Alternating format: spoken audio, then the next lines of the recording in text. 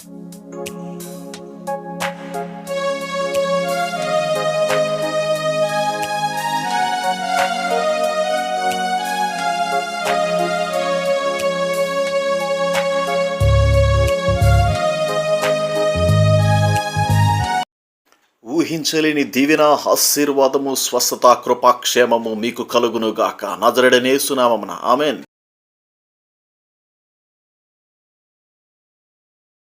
Praise the Lord, hallelujah. Once again, Love Prayer Temple నుంచి మీ సేవన and Healing Cross of Calvary, hallelujah. మరి ఈ చక్కనైనటువంటి programme ని మీరు చూస్తున్నటువంటి ప్రతి ఒక్కరు కూడా ప్రభునామములో దీవింపబడుదురు గాక. ముఖ్యంగా టీవీ ఛానల్లో and YouTube and Facebook and some other మీడియాలో చూస్తున్న వారు మీరందరూ కూడా దీవింపబడుదురు గాకని ప్రార్థన చేస్తున్నాను. అపోస్తలుడైనటువంటి పౌలు మొదటి కొరింథీయులకు రాసినటువంటి పత్రిక 15:10 ఈ రీతిగా మాట్లాడుతున్నాడు. చూద్దామా ఒకసారి. ఆయనను నేనేమయ్యానో దేవుని కృప వల్ల అయి ఉన్నాను. హల్లెలూయా. ప్రార్థన చేద్దాం. ప్రభువైన యేసు, నీ అభిషేకము చేత, నీ ఆత్మ చేత మీరు మాట్లాడండి. సాతాను తంత్రాలని, చీకటి శక్తులను లాయము చేయండి. టీవీ చూస్తున్న ప్రతి ఒక్కరు ప్రభువా, రాజా, విదేవ, మరి మాధ్యమాల్లో చూస్తున్నటువంటి వారు, ఇంటర్నెట్ మాధ్యమాల్లో చూస్తున్న వారు ఈ వాక్యం ద్వారా కదిలింపబడుదురు గాక, ధైర్యము నింపుకొందురు గాక. నజరేయుడైన యేసు నామములో నూతన ఆదరణ వారికి దొరుకును గాక. ఆమేన్. అపోస్తలుడైన పౌలు అంటున్నాడు, నేను బ్రతికితే దేవుని కృప, నేను నిలబడితే దేవుని కృప, మాట్లాడుతున్నంటే దేవుని కృప, ప్రయాణాలు చేస్తున్నంటే దేవుని కృప. కొరింథీయులకు రాసినటువంటి తన సంఘములో కొరింథీయుల పైన అపోస్తలుడైన పౌలుకి చాలా భారం ఉంది. వారికి రాస్తూ ఉన్నాడు, నేను ఏమైనా అది దేవుని కృప వలనే అయ్యున్నాను అంటున్నాడు. ఇంగ్లీష్ లో క్లియర్ గా చెప్తాడు, but by the grace of God I am what I am. Yes, by the grace of God what I am. చూసారా ఎందుకు అంటున్నాడు? క్లియర్ గా చూడండి. మరియు నాకు అనుగ్రహింపబడిన ఆయన కృప నిష్ఫలము కాలేదు. అందులో ఇంగ్లీష్ లో చెప్తాడు, అందులోనే చూడండి, and his grace which was given to me has not been for nothing for I did more work. Hallelujah. ఏమంటున్నాడండి? అది నిష్ఫలమయ్యేటువంటి కృప దేవుంది కాదట.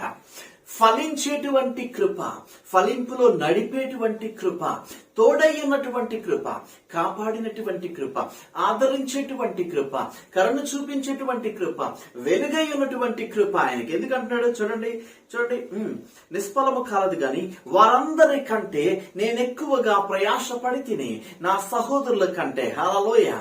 అందుకే 9వ వచనం అంటాడు, ఎలాగ అపోస్తలులందరిలో తక్కువ వాడను, దేవుని సంఘమును హింసించినందున అపోస్తులు అనబట్టుకు యోగ్యుడును కాదు. 12 మంది శిష్యులలో నేను తక్కువ వాడినే. నేను అపోస్తులు అంటే అపోస్తులు పంపబడిన వాడిలో నేను అసలు శేషించిన వాడినే కాదు, బలహీనమైన వాడినే, అయోగ్యమైనటువంటి వాడినే. ఆయన నన్ను ఆయన కృపతో నింపాడు అంటాడు. Praise the Lord.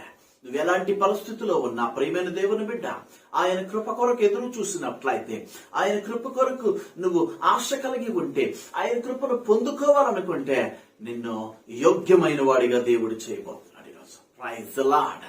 ఏమంటున్నాడు చూడండి, గాని వారందరూ నేను ఎక్కువ ప్రయాసపడినది నేను కాదు. నిజమే, అపోస్తలులైనటువంటి మరి 12 మంది శిష్యులు కంటే కూడా, మరి యేసు ప్రభుతో సంచారం చేసిన శిష్యుల కంటే కూడా అపోస్తలులైన పౌలు చేసిన ప్రయాణాలు కానీ, కార్యాలు కానీ, మరి చూసినట్లయితే ప్రకటన కానీ ఎక్కువైనది.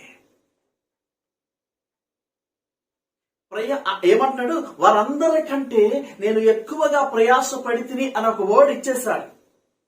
అప్పుడు తర్వాత అంటున్నాడు, అయ్యయ్యో నేను ప్రయాసపడడానికి నా దగ్గర ఉన్న శక్తి ఏంటి, నా దగ్గర ఉన్న బలం ఏంటి, నా దగ్గర ఉన్న యోగ్యత ఏంటి? తర్వాత ఏమంటాడు?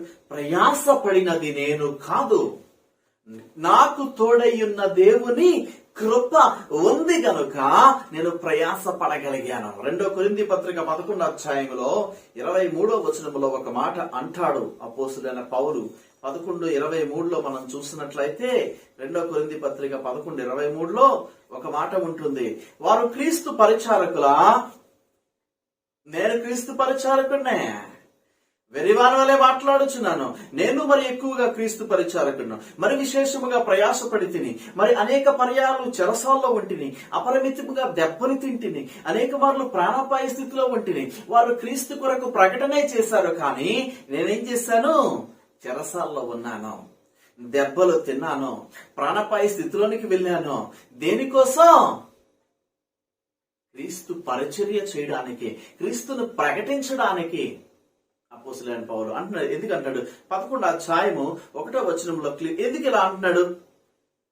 They are in completely useless. Hallelujah. ప్రియమైన దేవుని బిడ్డ, ఎందుకు ఇలా అంటున్నాడు చూడండి. ఒక మాట మనం చూసినట్లయితే 1 కొరింథీ పత్రిక 11:1 ఒక మాట ఉంది మనకి. కొంచెం అవివేకముగా నేను మాట్లాడినను మీరు సహింపవలని కోరుచున్నాను. ఓ కొరింథీ సంగమా, నేను కన్నటువంటి బిడ్డలారా, నన్ను గూర్చి మీరు ఎలాగైనా సహించాలి. ఏమంటాడు? క్లియర్ గా ఇంగ్లీష్ లో క్లియర్ చెప్తాడు. Put up with me if I am a little foolish but truly you do put up with me. Hallelujah. మీరు భరించాలి అంటున్నాడు. ఎందుకంటే కొరింథీ సంఘం అపోస్తలుడైన పౌలుదే. ఎందుకంటే చూడండి 11వ అధ్యాయం 6-7 వచనాల్లో మనం చూస్తాం. 11వ అధ్యాయం 6-7 వచనాలు ఏమని ఉంది అక్కడ?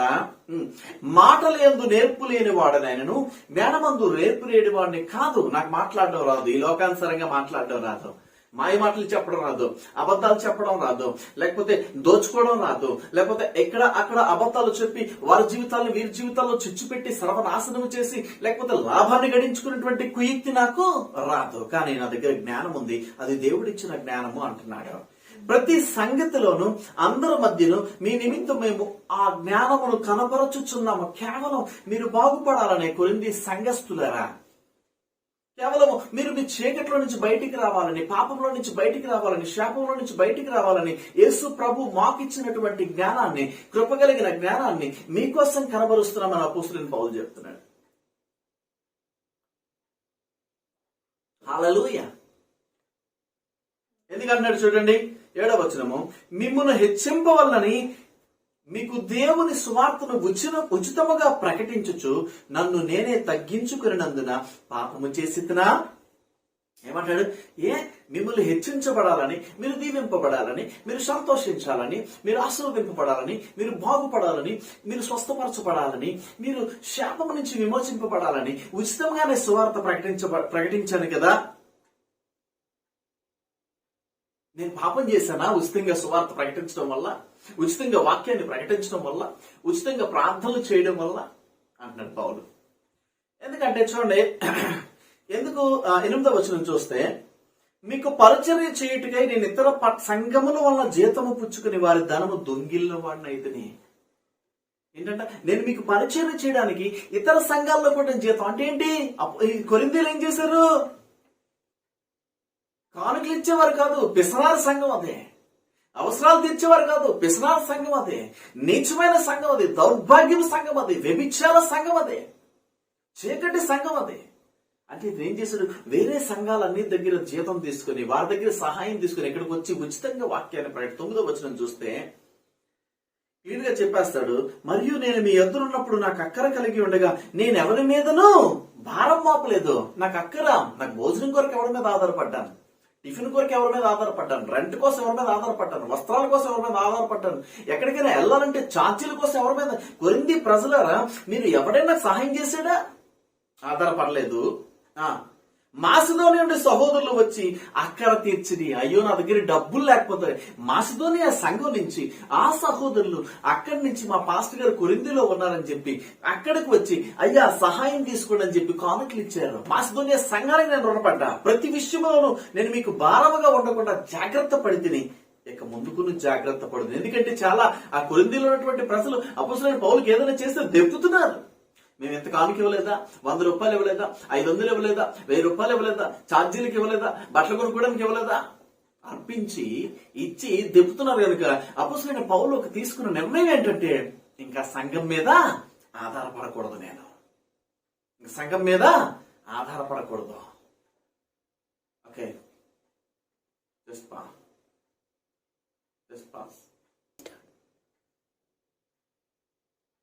హల్లెలూయా. ఆయన ఏమంటాడు ఇప్పుడు? చూడండి ఏమంటాడు? 9వ వచనం, మీకు భారముగా ఉండకుండా జాగ్రత్త పడితిని, ఇక ముందుకును జాగ్రత్త పడుతును అంటున్నాడు. హల్లెలూయా. ఈ 10వ వచనం చూస్తే, క్రీస్తు సత్యము నాయందు ఉండుట వలన అకయా ప్రాంతముల యందు నేను ఎలాగూ అతిశయపడకుండా నన్ను ఆటంకపరచుట ఎవరి తరమో కాదు. ఎందుకంటే నాకు సహాయము చేసేటువంటి ఆ ప్రియమైన సంఘం ఉన్నప్పుడు, నాకు సహాయం చేసే బిడ్డలు ఉన్నప్పుడు, నాకు సహాయం చేసే కుటుంబాలు ఉన్నప్పుడు, ఎవరైతే సహాయం చేశారో వారి ఎదురు నేను అతిశయిస్తాను అంటున్నాడు. ఇంగ్లీష్ లో క్లియర్ గా చెప్తాడు, క్లియర్ గా చూడండి. As the true word of Christ is in me, I will let no man take from me this my cause of pride in the country of Achaia. Achaia దేశము కొరకు, అక్కడ ఉన్నటువంటి ఆ జనుల కొరకు, ఆ సంఘస్థుల కొరకు అపోస్తలుడైన పౌలు గర్వంగా చెప్పుకుంటున్నాడు, అతిశయిస్తున్నాడు అంట. ఎందుకు? ప్రియమైన దేవుని బిడ్డ, మరి చూస్తే 11 నుంచి 24 ఆ కొరింథీ ప్రజలతో చెప్తున్నాడు. 11 నుంచి 24 వచనాలు అక్కడ చూడండి. సారీ, 24 నుంచి 28 వచనాలు. 24, యూదుల చేత 5 మార్లు ఒకటి తక్కువ 40 దెబ్బలు తింటిని. ఎన్నిసార్లు అంట? యూదుల చేత. అంటే ఏంటి క్యాలిక్యులేషన్? ప్రభువైన యేసుక్రీస్తు వారు 40 కొరడా దెబ్బలు తిన్నారు ఆయన. హల్లెలూయా. ఇతను ఏం సార్ 5 సార్లు తిన్నాడంట. హల్లెలూయా. ఇంకేమన్నాడు? ముమ్మారు బెత్తములతో కొట్టబడి తిని, ఒకసారి రాళ్లతో అంటే ఏంటి? బెత్తాలతో కొట్టేశారంట భయంకరంగా. 5 సార్లు కొర్రలతో కొట్టేశారంట. హల్లెలూయా. ముమ్మారు ఏంటంటే ఒకసారి రాళ్లతో కొట్టేశారంట. ఇది చచ్చిపోయాడు అనుకున్నారంట. ఇంకా దేనికి కొడుతున్నారు?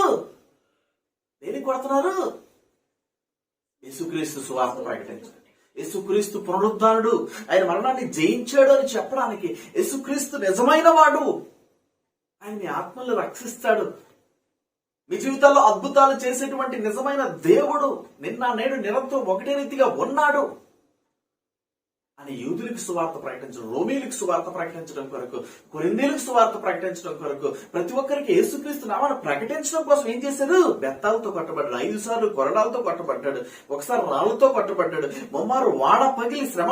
దేనికి వాడ పగిలింది? దూర ప్రాంతానికి వెళ్ళి, కిలికియా ప్రాంతంలోనికి వెళ్ళినప్పుడు వాడ పగిలిపోయి ఒక దీవిలోనికి వెళ్ళిపోతారు. ఆ వాడ కొట్టుకుని పోతుంది.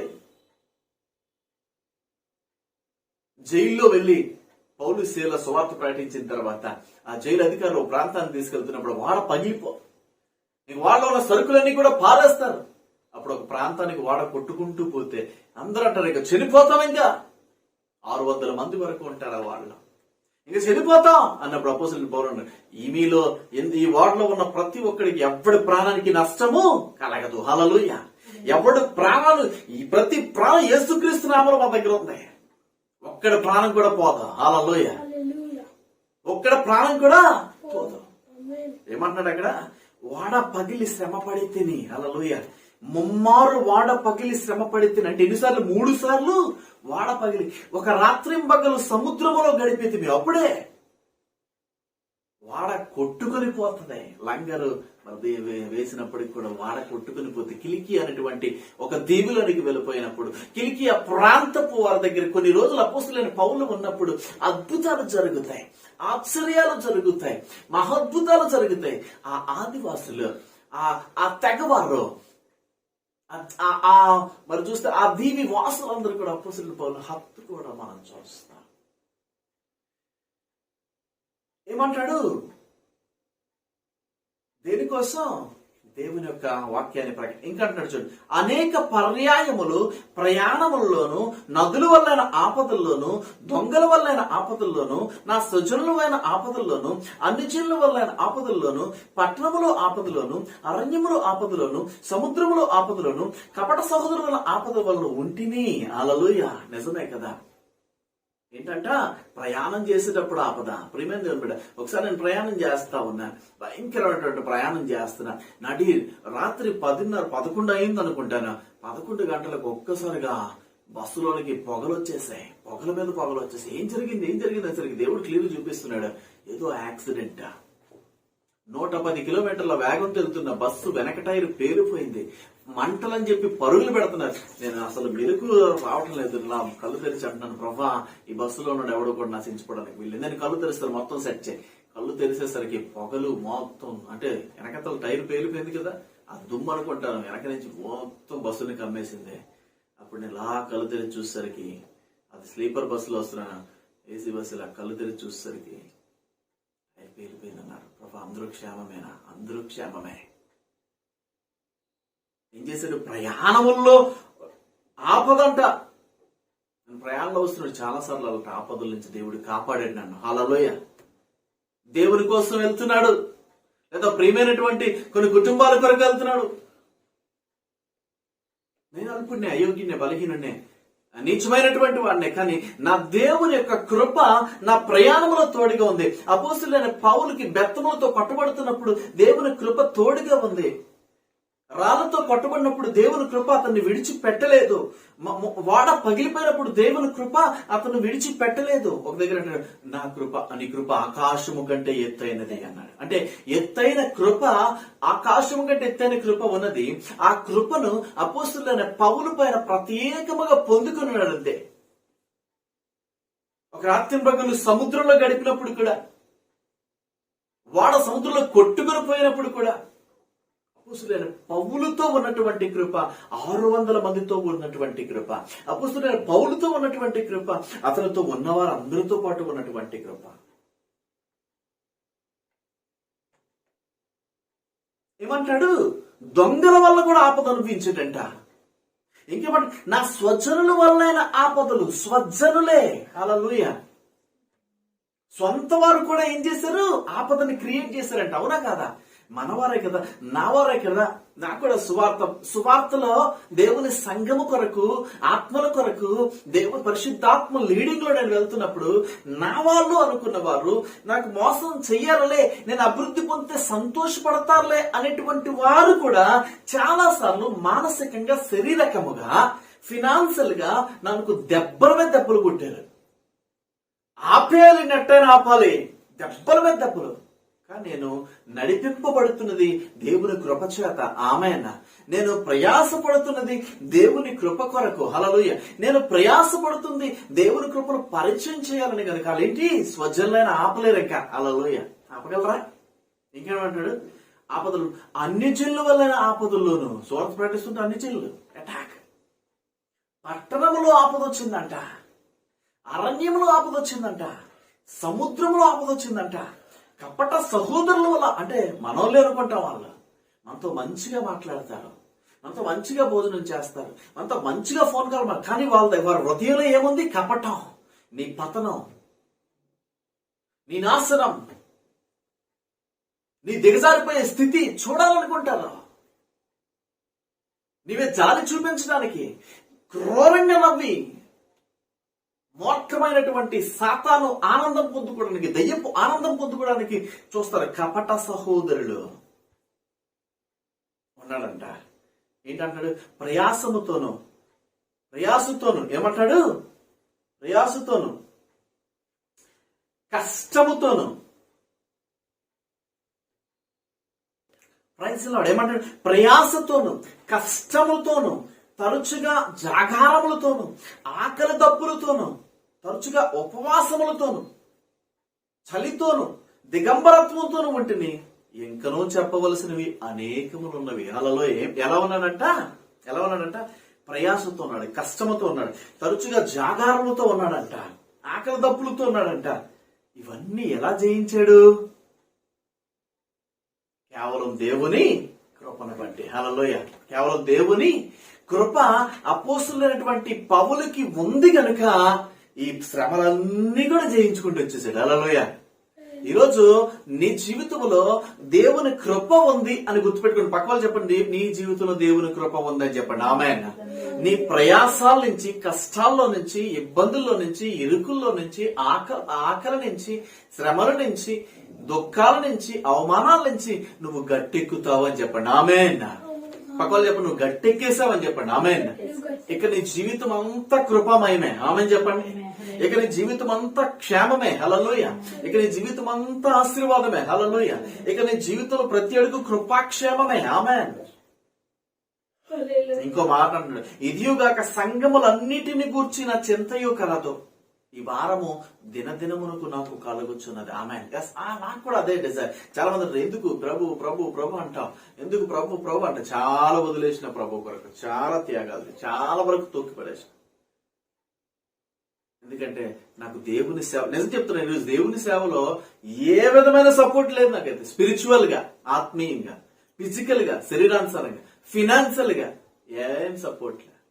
ఇంకా నేను సేవలోకి వెళ్తా ఉంటే, సేవ చేస్తా ఉంటే మెంటల్ గా టార్చర్ పెట్టేవాళ్ళు చాలా మంది, మానసికంగా దెబ్బలు కొట్టేవారు చాలా మంది, హత్య చేస్తున్న వాళ్ళు చాలా మంది. బట్ నా దేవుని కృప ఉంది కనుక నేను ముందుకు వెళ్తాను. ప్రభు సేవలో మీ చేయమన్నా ప్రార్థన చేద్దామా? ప్రభు సేవలో మీ చేయమన్నా ప్రార్థన చేద్దామా? దేవుని కృప కొరకు. Praise the Lord. Praise the Lord. Hallelujah. Once again కృప ఉదయాలు 2వ రోజున మనం చూసినట్లయితే చక్కనైనటువంటి దీంట్లో మనం ఉన్నాం. ఈ రోజు దేవుడు మనతో మాట్లాడబోతున్నటువంటి వర్తమానం మనం చూడబోతున్నాం. ప్రియమైనటువంటి దేవుని బిడ్డ, చూద్దామా? 2 కొరింథీయులకు రాసినటువంటి పత్రిక 12వ అధ్యాయము 9వ వచనము. అందుకు నా కృప నీకు చాలును. ప్రార్థన చేద్దాం. ప్రభువైన యేసయ్య మీకు వందనాలు. మీరే మాట్లాడి మమ్మల్ని నడిపించి ఆశీర్వదించి కృప చూపించమని నజరేయుడైన యేసు నామములో ప్రార్థిస్తున్నాము తండ్రి. ఆమేన్. అపోస్తలుడైన పౌలు చిన్నవాడు, పిలువబడినవాడు. మరి చూసినట్లయితే ఆ పౌలు దేవుని పరిచర్య కొరకు ముందుకు వెళ్తున్నప్పుడు దేవుడు చెప్తున్నటువంటి మాట, అందుకు నా కృప నీకు చాలును. హల్లెలూయా. ఎందుకంటే చూడండి, బలహీనత యందు నా శక్తి పరిపూర్ణమగుచున్నదని ఆయన నాతో చెప్పాను. అవును, కాగా క్రీస్తు శక్తి నా మీద నిలిచియుండు నిమిత్తము, లేక నన్ను తప్పు నిమిత్తము విశేషముగా నా బలహీనత యందే బహు సంతోషముగా అతిశయపడుతున్నావు. వావ్. బలహీనత యందు దేవుని కృప అపోస్తలుడైనటువంటి పౌలుతో మరి ఉండి ఆయన నడిపించడం మనం చూస్తా ఉన్నాం. ఆయనకు ఉన్నటువంటి బలహీనతలో. హల్లెలూయా. ముఖ్యముగా దేవుడు ఏర్పాటు చేసుకున్నటువంటి సేవకుడికి కొన్ని బలహీనతలు ఉంటాయి. అపోస్తలుడైన పౌలు గారికి కూడా మరి చాలా కోపము ఆయనకి. హల్లెలూయా. ఆయన సౌలుగా ఉన్నాడు, తర్వాత పౌలుగా మారాడు. చాలా కోపమైన, ఉద్రేకము కలిగిన వ్యక్తి. మునుపు అనేకులను హింసించి అనేకులను చంపినటువంటి వ్యక్తి. సో అలాంటి ఉద్రేకములో చాలా సార్లు, కోపంలో ఉన్నప్పటికీ చాలా సార్లు తన బలహీనత మళ్ళీ ఎక్స్పోజ్ అవుతున్నప్పటికీ కూడా దేవుడు చెప్పాడు, నీ బలహీనత యందు నా కృప నీకు సరిపోతుందని చెప్పాడు. Hallelujah. My grace is enough for you, for my power is made complete in what is feeble most gladly, then will I take pride in my feeble body, so that the power of Christ may be on me. Hallelujah. So clear గా ఎందుకు అంటే బలహీనత యందు ఎందుకు అంటున్నాడు అంటే, ప్రియమైన దేవుని బిడ్డ, బలహీనత యందు నా కృప నీకు సరిపోతుంది. నువ్వు వెళుతున్న ప్రాంతాల్లో కూడా నా కృప నీకు సరిపోతుంది. నీ సేవ పరిచర్యకి నా కృప నీకు సరిపోతుంది అంటున్నాడు దేవుడు. అందుకనే యెషయా 40:29వ వచనంలో మనం చూస్తాము, సొమ్మసిల్లిన వారికి బలమిచ్చువాడు ఆయనే. ఆమేన్. సొమ్మసిల్లు వారికి బలహించువాడు ఆయనే. హల్లెలూయా. శక్తిహీనులకు బలాభివృద్ధి కలుగు చేయవాడు ఆయనే. ఆయన కృప కొరకు ఎదురు చూస్తే, ఆయన కొరకు నిలబడితే, ఆయన కొరకు విశ్వాసం ఉంచితే, ఆయన చేస్తాడనే విషయం మనలో ఉంటే, నమ్మకం ఉంటే, క్లియర్ గా చెప్తాడు, నమ్ముట నీ వలన అయితే నమ్మువానికి సమస్తము సాధ్యమే అని ప్రభు అయిన యేసు క్రీస్తు వారు మార్కు సువార్త 9:23-25 వచనాల్లో చెప్తారు. నమ్మకం. హల్లెలూయా. ఇంకో దగ్గర అంటాడు, చూచి నమ్ముట వారి కంటే చూడక నమ్మిన వారు. ఇంకొక దగ్గర ఎబ్రీ పత్రికలో అంటాడు, విశ్వాసం అన్నది నిరీక్షింపబడు వాటి యొక్క నిజ స్వరూపము. అంటే నీ విశ్వాసము కృప కొరకు ఎదురు చూచేదిగా ఉండాలి. నీ విశ్వాసము సొమ్మసిల్లిపోయిన సమయాల్లో ఉండాలి, బలహీనమైన సమయాల్లో ఉండాలి, శక్తిహీనమైన సమయాల్లో నువ్వు ఉండాలి. నువ్వు చూడాలి, ఏంటి నేను చూస్తున్నాను ప్రియమైన దేవుని బిడ్డ, ఆమె నేను చూస్తున్నాను, నన్ను సమృద్ధి అయిన బలముతో దేవుడు నింపుతున్నాడండి. హల్లెలూయా. దేవుడు నా కొరకు ఊహించలేనటువంటి అదృశ్యమైనటువంటి ఆశ్చర్య కార్యాలు నా కొరకు ఆయన ప్రణాళికలో, నా కొరకు ఆయన యొక్క చిత్తములో, నా కొరకు ఆయన యొక్క మార్గాలలో ఒక అద్భుతమైన ప్లాన్, ఒక రాజ మార్గాలు నా కొరకు తెరిచి ఉంచాడని, ఊహించలేనటువంటి అద్భుతమైన పరిచర్యలు విస్తారముగా అనేక రాష్ట్రాల్లో, ప్రాంతాల్లో, దేశాల్లో ఉంచాడని నేను చూస్తున్నాను. I have seen. ఏంటంటే విశ్వాసం అన్నది నిరీక్షింపబడు వాటి యొక్క నిజ స్వరూపము, లేనిది ఉన్నదన్నటకు రుజువు. ఆమె అన్న దేవుని నమ్మడం అంటే ఏంటంటే లేనిది కూడా ఉందని చెప్పగలగాలి. నీ హృదయంలో నుంచి చూడాలి, నీ మాటల్లో పలకాలి, నీ కళ్ళల్లో చెప్పాలి, నీ సాక్ష్యంలో ఉండాలి, నువ్వు చూస్తూ ఉండాలి, ధ్యానించాలి, తపన పడాలి, దాని కొరకు పరుగులు పెట్టాలి, దాని కొరకు నడుస్తున్నావు, దాని కొరకు ట్రావెల్ చేస్తున్నావు, దాన్ని పొందుకోబోతున్నావు, దాన్ని ఆనందిస్తున్నావు, దాన్ని అనుభవిస్తా ఉండాలి. బలహీనత, కోపములో కూడా బలహీనత, అందరూ మనల్ని విడిచిపెట్టినప్పుడు కూడా బలహీనత, అందరూ మనవారు మనల్ని వేధిస్తున్నప్పుడు కూడా నువ్వు నీ దర్శనాన్ని కోల్పోవద్దు, నీ నిరీక్షణ కోల్పోవద్దు. నీ కొరకు కనిపించిన విషయాలు దేవుడు ఏర్పాటు చేశాడనే విషయం నువ్వు కోల్పోవద్దు. అందుకే చెప్తాడు క్లియర్ గా.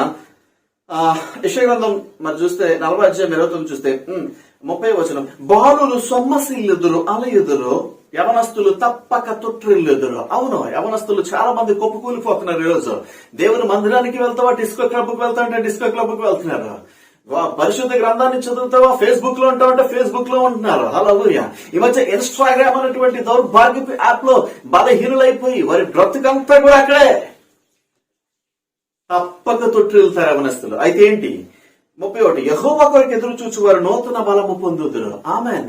యెహోవా కొరకు నువ్వు ఎదురు చూస్తే నువ్వు నూతనమైన బలము పొందుతావంట. పక్షి రాజుల వలె రెక్కలు చాపి పైకి ఎగురుదురు, అలయక పరిగెత్తుదురు, సొమ్మసిల్లక నడిచిపోవుదురు. హల్లెలూయా.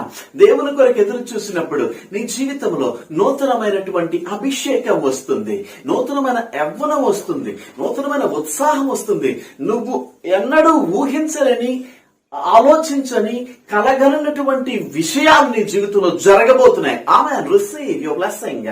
అందుకే చెప్పాడు. ఇంకోటి చెప్తున్నాడు చూడండి, 2 పేతురు 2:9 ఒక మాట ఉంది, భక్తులను శోధనలో నుండి తప్పించుటకు ఆయన దేవుడుగా ఉన్నాడు. ఆమెన్. హల్లెలూయా. భక్తులను శోధనలో నుంచి తప్పించే దేవుడు. Praise God. ఆమెన్. ఇంకా కింద చూస్తే భక్తిహీనుల గురించి చెప్తారు.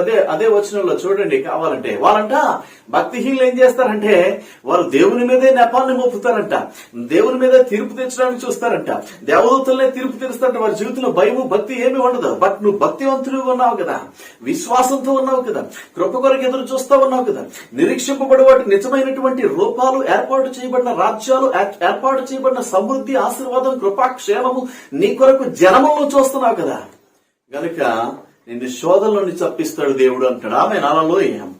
ఓ ప్రైజ్ గాడ్. హల్లెలూయా.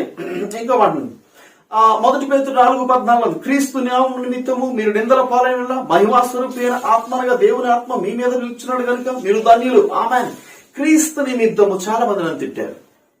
యేసుప్రభు నమ్ముకో, యేసుప్రభుతో మాట్లాడు, యేసుప్రభు నమ్ముకో, యేసుప్రభుతో మాట్లాడు. Praise the Lord. ఏమంటున్నాడు? దేవుని యేసు ప్రభు కొరకు మనం వెళ్తున్నప్పుడు వచ్చేటువంటి చాలా మందికి నేను చెప్పాను క్లియర్ చెప్తే, యేసు ప్రభు నమ్మకవా, ఆయనతో మాట్లాడు, ఆయనతో చేస్తాడు. చాలా మంది నన్ను తిట్టారు, చాలా మంది అసహించుకున్నారు, చాలా మంది ఇచ్చేశారు. But I don't care. ఎందుకంటే నేను ధన్యుణ్ణి కదా, నేను ఆశీర్వదింపబడిన వాడిని కదా, వారితో నాకు సంబంధం లేదు కదా. అందుకే చెప్తాడు యెషయా 54:8, మహోద్రేకము కలిగిన నిమిషం మాత్రం నీకు విముఖుడు నైతిని, నిత్యమైన కృపతో నీకు వాత్సల్యము చూపుదును అని నీ విమోచకుడు సెలవిచ్చుచున్నాడు. నీ ఒక్క నిమిషమే నిన్ను దేవుడు విడిచిపెట్టాడు, ఒక్క నిమిషమే ఆ శ్రమలో ఉన్న ఎక్స్పీరియన్స్ నీకు నేర్పించడానికి వదిలేడు. బట్ నిత్యమైన కృపతో వాత్సల్యము చూపేటువంటి దేవుడు ఉన్నాడు. Praise the Lord. God bless you ప్రియమైన దేవుని బిడ్డలారా. ప్రార్థన చేసుకుందామా? ప్రభు అయిన యేసు ఈ దినమున వర్తమానము వారి జీవితాల్లో ఫలించి అభివృద్ధి పొంది ఆశీర్వదించేటువంటి కృప మీరు అనుగ్రహింపచేసి నడిపించమని నజరేయుడైన యేసు నామములో ప్రార్థిస్తున్నాము తండ్రి. ఆమేన్. ప్రియమైనటువంటి వారులారా, రాహుల్ ప్రైట్ టెంపుల్ అనేటువంటి మా యూట్యూబ్ ఛానల్ ని సబ్స్క్రైబ్ చేయండి. అలాగే కల్వరి ప్రార్థన టీవీలో వస్తున్నటువంటి మా వాక్య పరిచర్లను మీరు ఆశీర్వదించాలని కోరుకుంటే, మీరు మాకు తోడ్పాటు అందించాలని కోరుకుంటే స్క్రీన్ పై కనిపిస్తున్నటువంటి మా గూగుల్ పే అండ్ ఫోన్ పేకి సహకరించండి. మీ ప్రైర్ రిక్వెస్ట్ కూడా డైరెక్ట్ గా ఫోన్ కాల్ చేసి మాతో మాట్లాడండి. మేము మీకోసం వెయిట్ చేస్తున్నాం. ప్రభు సేవలో మీ జీవన రాహుల్ ప్రైట్ టెంపుల్. Praise the lord.